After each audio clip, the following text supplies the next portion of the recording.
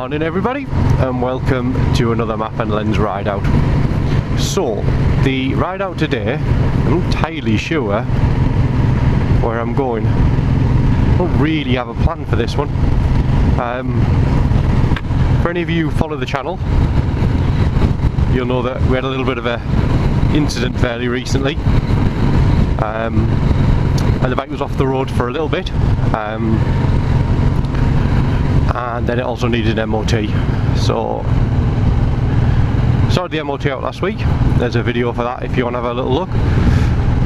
So this is the first ride out since that, and since the bike's back road legal again, so I guess you could describe this as a confident reset. Hopefully that's what it'll be. Bit of a practice again, and bit of a trying to get back into the vibe of it, and the fear of right hand bends is back. It's back strong. It seems to be the way I two times that I've come off, it's been on a right turn, so obviously my brain now tells me that any time that the bike's got to turn right, it's going to fall over. So I need to get past that and just try and build it back up again. I was hoping it was going to be a beautiful day today, and I'd take out the bring the drone with me and try and get a bit of drone footage. I haven't got any footage at all this year, but whilst it doesn't look too bad, it's not the world's most amazing day. It's alright though, but decided to not bother with the drone and just have a ride. I think just focus on that for the time being.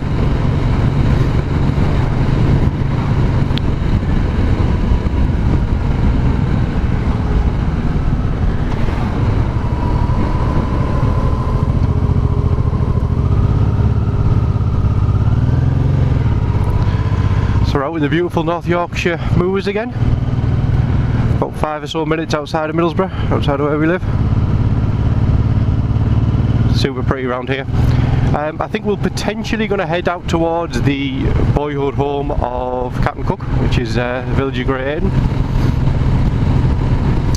Maybe Tootle there, through there, and then out the other side, and we'll maybe go up a decent incline called Birkbrow. Get up the top there, maybe a little bit of get a photo of the bike with our war damage, and then we'll head back. So it's not going to be a massively long one this time. Actually, the other reason why I wanted to make this video today is I'm trying out a new way of recording, something that Richie Vida said in one of his videos, which is about running the GoPro pretty continuously off a battery bank that's in my pocket. As the battery lives on these things are not great, and the amount of little what I think would be entertaining snippets of things that have been missed because I've had to have the GoPro off because I was worried about the battery. So hopefully this will resolve that, but we will see. Don't know if it's going to have an effect on the mic or anything, so it's kind of a bit of a test for that. I've got an idea in mind for what I think will be a pretty cool video, or something that I'd like to watch if it was me. So hopefully you guys will as well, and that's going to require me to not have to keep stopping every 10-15 minutes or so to change the camera battery. So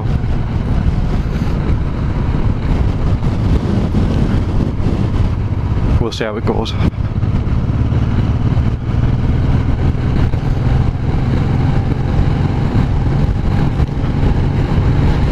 Always a lot of cyclists out along this route and around this area in general, so take it easy, sharing the road, all that good stuff.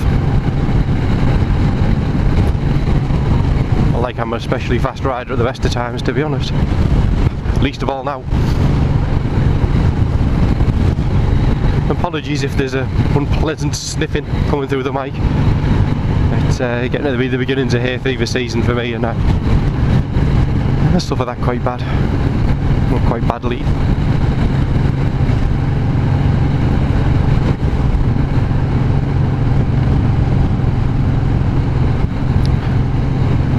Every time I'm out in this area it reminds me how pretty it is. Quite lucky to have this right on the doorstep.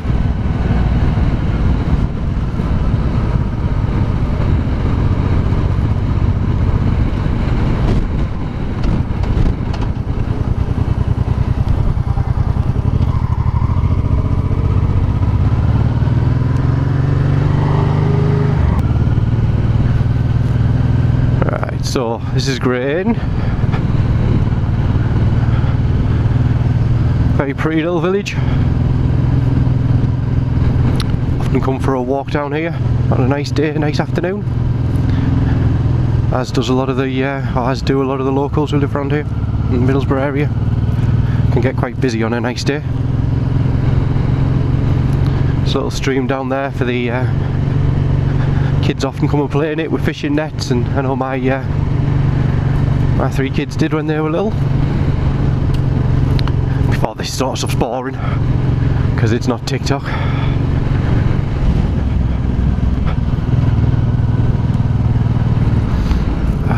Nice little caterer there. Lovely.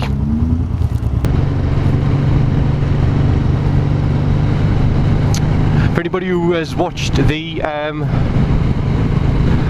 video of me doing the repair to the fairing, I mentioned in that son and I were going on a go-kart riding trip, which we did last night. It was good fun. Indoor go-karting in a place called Stockton, which is not too far away from where I live. A lot of fun. There's a multi-level track as well, so there's an up ramp and a down ramp.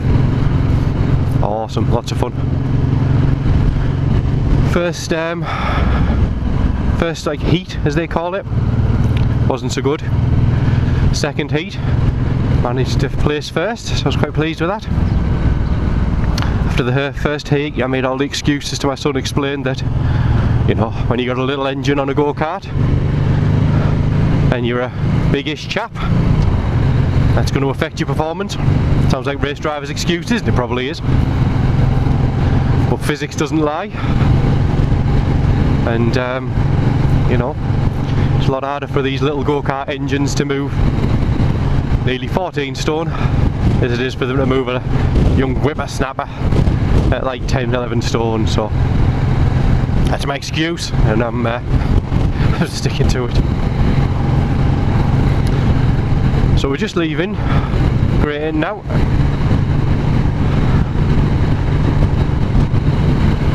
We're heading along to the village of Newton under Rosebery, where there's a very pleasant pub called the King's Head. Does nice food. And then from there we go past another little area, a little village called Pinchinthorpe, and then past Gisborough Woods, which is a cool place to take your dog for a walk, or to have a mountain bike. Some mountain bike trails in there.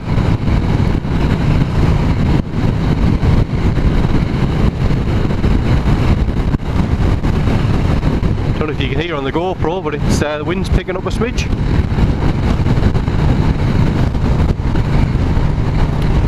This Newton under Rosebery is another one of those villages that I certainly did in my day, where A-level students studying geography come and have a look at the houses and try and date them and all that good stuff.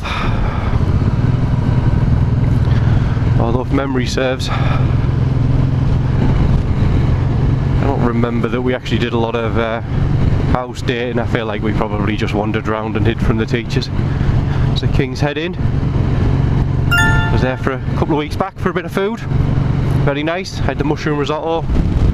Tasty, tasty.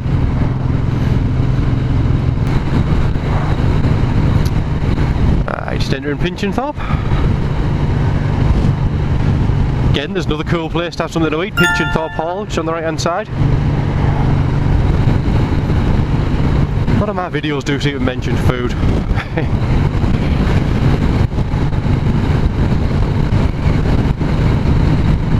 Without it, food, that is, where would we be? Dead is where we'd be.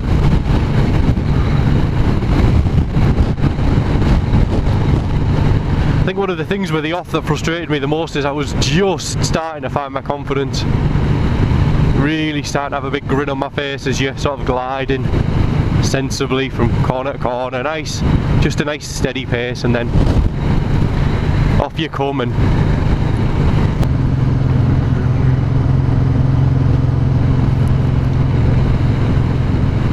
so whilst we're tootling along through towards Gisborough High Street, I was just wondering, please pop something in the comments, but is there a side, either left turns or right turns, that people find more tricky or more difficult, or kind of freaks them out a little bit, or is that just my stupid brain?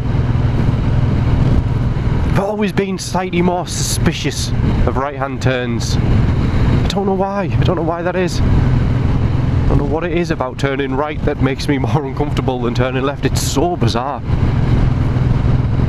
And if I'm honest, I think I even felt a little bit like that before before I had any incidents on the bike.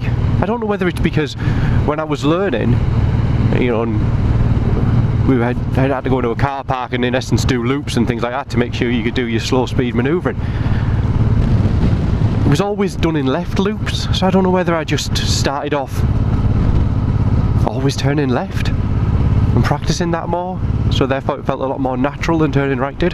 White van man there for the Missington fly. So I don't know whether that just felt more natural as a result. I don't know. I'm probably overthinking it.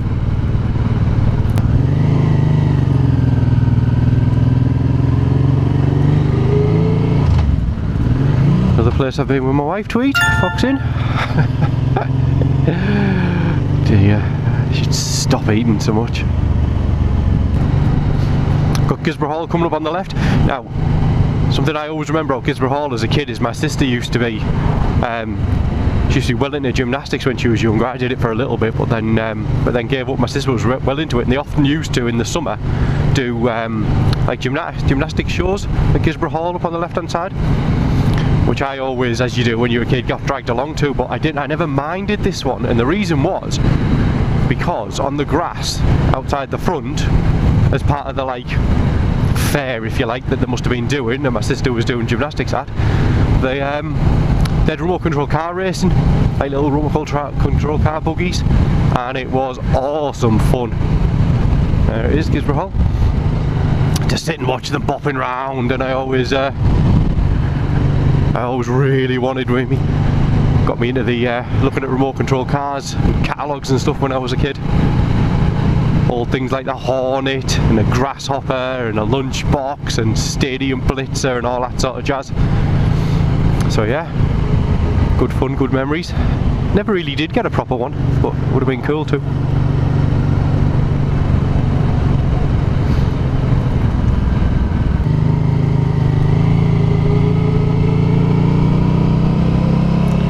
See, right hand turn and she didn't fall over. Come on James, sort it out. You got this. She's not going to fall over unless you do something stupid, so don't do something stupid. So heading into the village of Slatebooth now,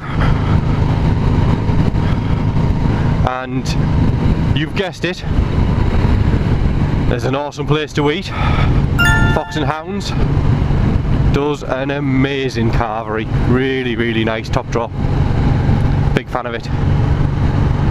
Just coming around in the dip. There's also a huge scrapyard on the right hand side that I used to love coming to as a kid because I'm weird like that.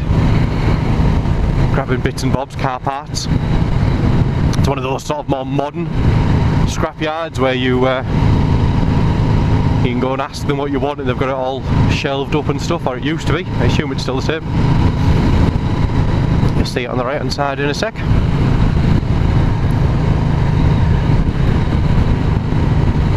Just behind those trees, there you go. Sea of cars in different states of dismantlement. And then on the left hand side we've got the Fox and Hounds. Just down in the dip there, in the background. Like I say, awesome place. I used to drive this way quite a lot and I used to love it because there's a coach and rental place here that does like heavy lifting equipment and whatnot. And just where that white car is now, or just near Skelton Coaches where that sign is, there always used to be a red Evo Tommy Mackinnon edition. It always used to be parked there. I used to love bopping this way as a kid and seeing it. That is one cool car. Alright, so this is Birkbrow that we're heading up now, or we're heading towards. So this gets you up over the top and up on the moors. It's a fairly steep hill and it has a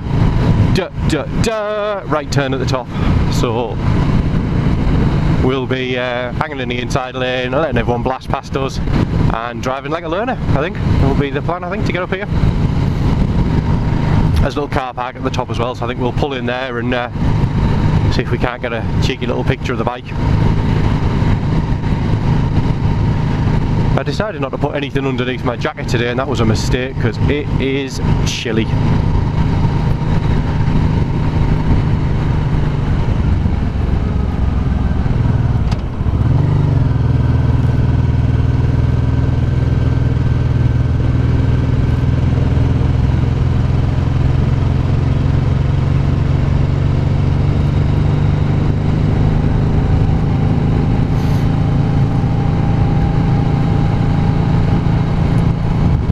Views down there between the trees. Hopefully if this car wants to get past me, he takes the opportunity. A couple of bikers I can see in the rear view mirror there. I'm sure they're seasoned pros compared to me. Right turn, hold on to your hats guys.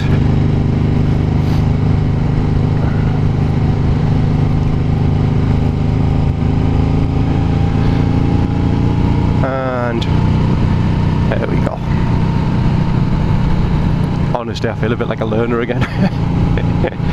Right, there's a little car park at the top, and we might see if we can get a nice little, cheeky pic. Oh, there's also a burger van. That's tempting.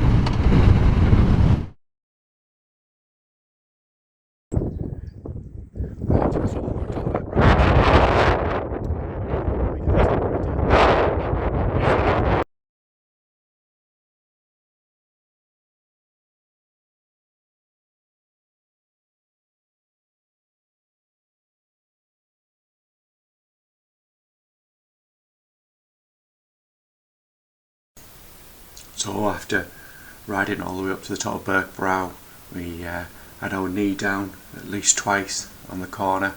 Got a lot of glances from other bikers, just basking in the pure joy of my skill level.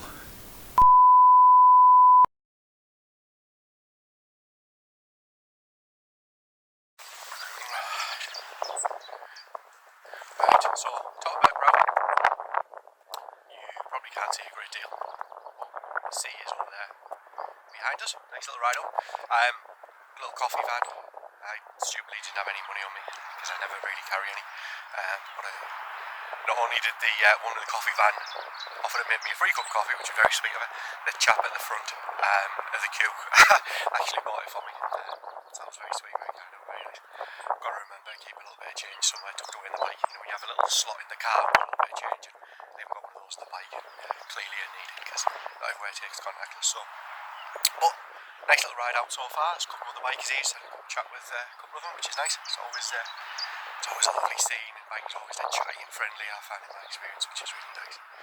So, asking some questions about the Honda. Luckily, they only saw the side of it where she's not bad. But yeah, all good. So I'm going to head down, probably down through the village of Lingdale and back out towards the coast, and then tool back because it's not that warm today, and I didn't put any gear on underneath my biker jacket, so I am absolutely bolting. But yeah, right, back on the bike.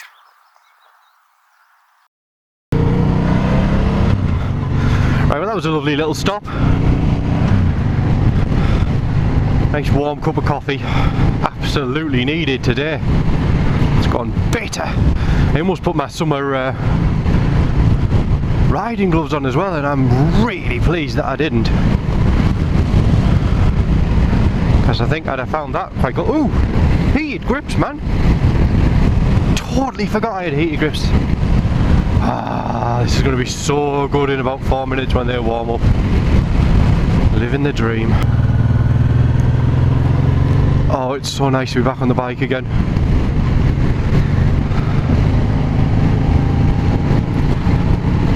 I always forget how much I love this thing.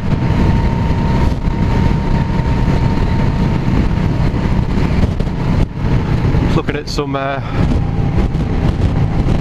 old retro stuff on the internet last night. Quite like the look of a retro bike.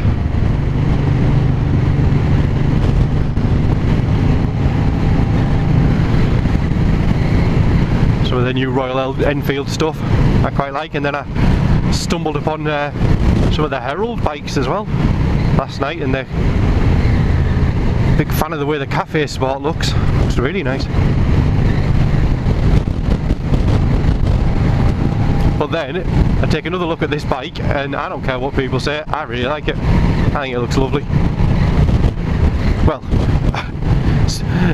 my bike, one side of it looks lovely. The other side of it looks like some idiot was riding it and fell off.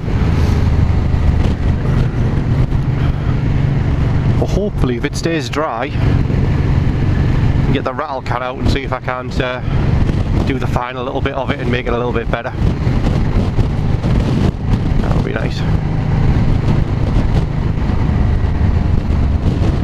Alright, so just heading into the East Cleveland village of Lingdale.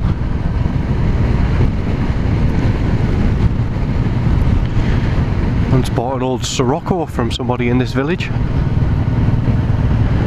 Well, this is where I don't want to upset any VW fans. I want it. It was sort of like the late 80s, early 90s one. I'm not sure which mark that makes it, but whichever one it does, that's the one it was.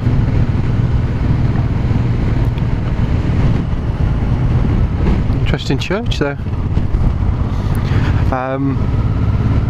Yeah, I'm not sure which mark of Sirocco that makes it, but it was pretty cool. Did that thing that everybody does when they buy an old car. There's not many left. Have a look on the government website, see how many were left. And I think at the time there was only 3 of that specific one. So it was probably more so that it wasn't a very popular one. I think it was like a 1.6 CL or something like that. So it wasn't any of the fancy like GTIs or GT2s or Storm models or anything like that. But I liked it. It was kind of cool. Still running carbs as well, which is very retro.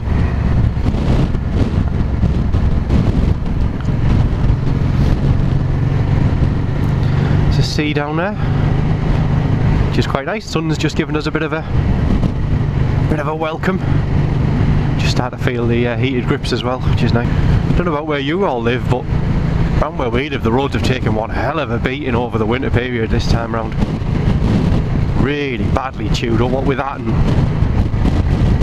you know, gas and water company digging them up, and cable firms digging them up as well. They're in an absolute mess.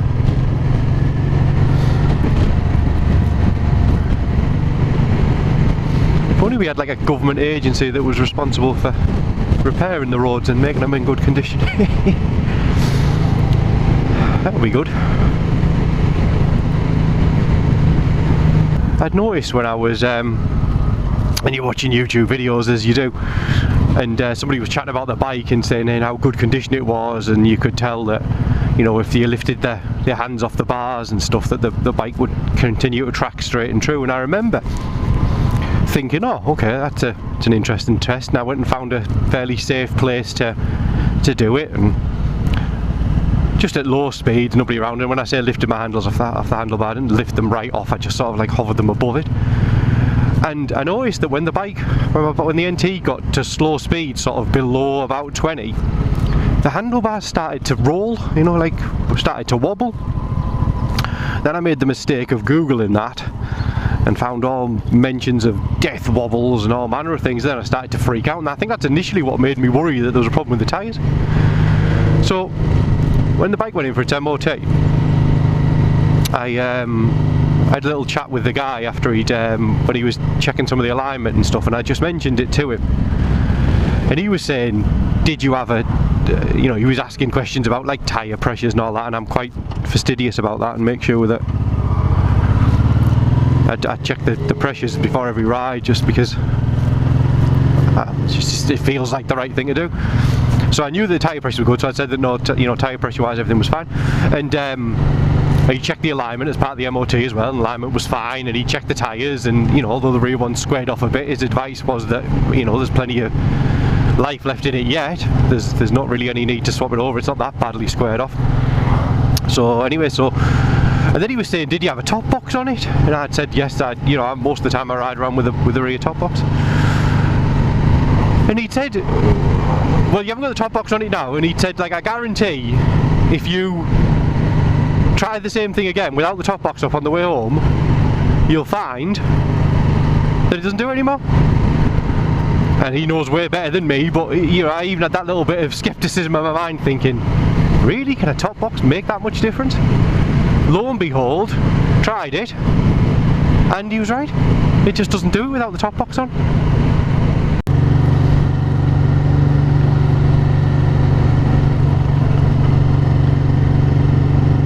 Sky's opening up beautifully now. Nice bit of blue.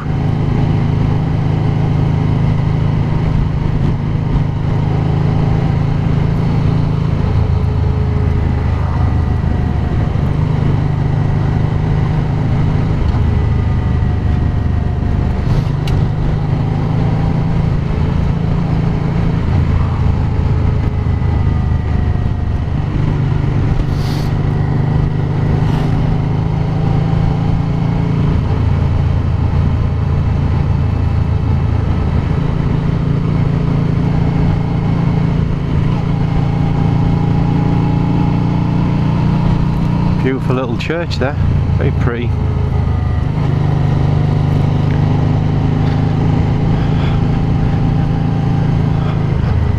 On a nice day there cannot be many things better than being out on a motorbike.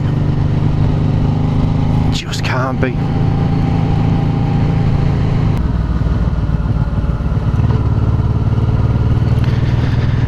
When it's quiet like this as well, I can just hear that exhaust just burbling back at me off from the as the sound bounces back off the hedgerows.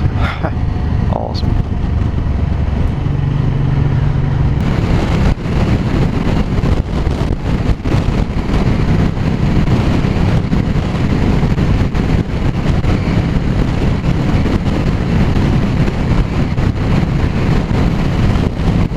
This is the final little bit I think we'll do in the video. Last little views out of the countryside before we get back towards the town. So I hope you enjoyed that. Thanks for coming along with me. If you like the sort of stuff that I do, then subscribing's always appreciated, and feel free to leave a comment, and I'll do my best to get back to all of them as quickly as I can. And thanks again, thanks for watching, and I'll catch you on the next video.